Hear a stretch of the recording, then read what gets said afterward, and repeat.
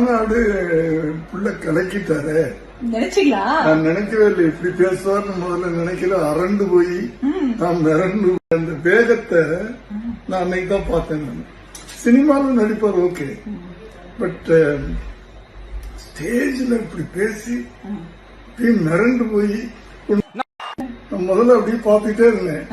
ஒரு 5 நிமிஷம் ஆச்சு, கைதட்ட ஆரம்பிச்சிட்டேன். பார்த்தோம், பாத்தீங்களா? பார்த்தேன் அப்படியே ஆன்னு பாத்துட்டு இருந்தீங்களே.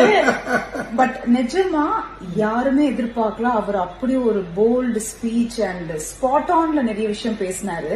அது வந்து உண்மையாவே எல்லாருக்கும் ஷாக்கிங். அது மனசுக்குள்ள இருந்த வேகம் இருக்குல்ல, வேகம் ஒரு சொசைட்டிக்கு ஏதோ பண்ணணும் அப்படின்ற தாகம், புரியுதா?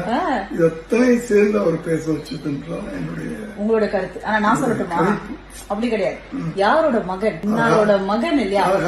அதாவது எனக்கே ஜர்க் ஆகுதுன்னா இத்தனை வருடத்தின் வளர்ப்பு எப்படி இருக்கும், அப்படித்தானே இருக்கும் மக்களே.